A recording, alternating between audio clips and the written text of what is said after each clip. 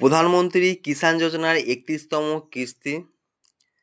সারা দেশে লক্ষ লক্ষ কৃষক প্রধানমন্ত্রী কিষাণ সম্মান নিধি যোজনার পরবর্তী ৩১তম কিস্তির জন্য অপেক্ষা করছেন। কৃষকদের আর্থিক সহায়তা প্রদানের জন্য এই প্রকল্পটি বাস্তবায়িত হয়েছে, যা কৃষকদের বছরে ৩টি কিস্তির মাধ্যমে ২,০০০ টাকা করে তাদের ব্যাংক অ্যাকাউন্টে দিয়ে থাকেন। এখনও পর্যন্ত ২০ নম্বর কিস্তি মুক্তি পেয়েছে।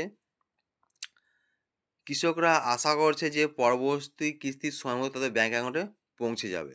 প্রকল্পের প্রাথমিক লক্ষ্য সীমিত সম্পদ নিয়ে চাষাবাদ করা কৃষকদের আর্থিক সহায়তা প্রদান করছে।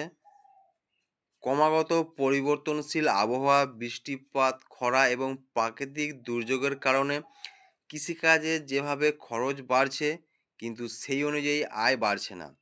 এমন পরিস্থিতিতে কৃষিকাজকে তাদের জীবিকা হিসেবে বিবেচনা করা কৃষকদের প্রধানমন্ত্রী কিষাণ যোজনা একটি বড় সহায়তা হিসাবে ভূমিকা পালন করে আসছে। প্রধানমন্ত্রী কিষাণ ৩১তম কিস্তির তারিখ, যা পরবর্তী কিস্তি দীপাবলির আগেই আসতে পারে বলে অনুমান করা যাচ্ছে।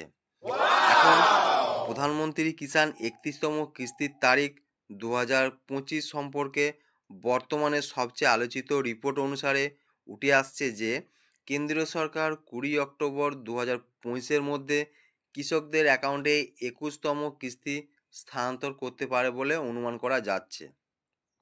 এর কারণ হলো ২০ অক্টোবর দীপাবলি, তাই ২১শে অক্টোবরের আগে এই টাকা কৃষকদের ব্যাংক অ্যাকাউন্টে চলে আসতে পারে বলে অনুমান করা হচ্ছে। শেষ ২০তম কিস্তি পাঠানো হয়েছিল ২রা আগস্ট ২০২৫ তারিখে। এই প্রকল্পের নিয়ম অনুসারে প্রতি ৪ মাস অন্তর কিস্তি দেওয়া হয়ে থাকে। সেই অনুযায়ী পরবর্তী কিস্তি অক্টোবরের মাঝামাঝি থেকে শেষের দিকে দেওয়া হবে বলে আশা করা যাচ্ছে।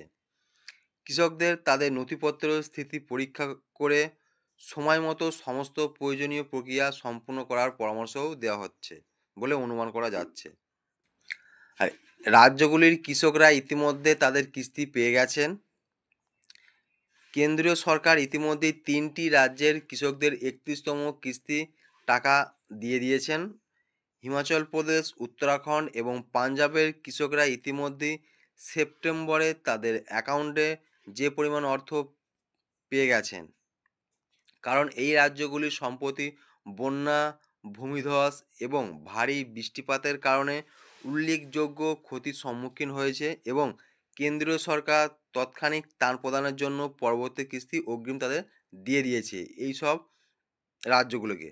তাই আশা করা যাচ্ছে যে ২০ অক্টোবরের মধ্যে, মানে ২১শে অক্টোবরের মধ্যে কৃষকরা টাকা পেয়ে যাবে বলে একটা অনুমান করা যাচ্ছে। এর স্ট্যাটাসটা আপনারা কীভাবে চেক করবেন? আপনাদের pmkisan.gov.in এই ওয়েবসাইটে চলে আসবেন। সেখান থেকে এসে কৃষক কর্নার থেকে আপনারা এখান থেকে খুব সহজেই তার স্ট্যাটাসটা চেক করে নিতে পারবেন।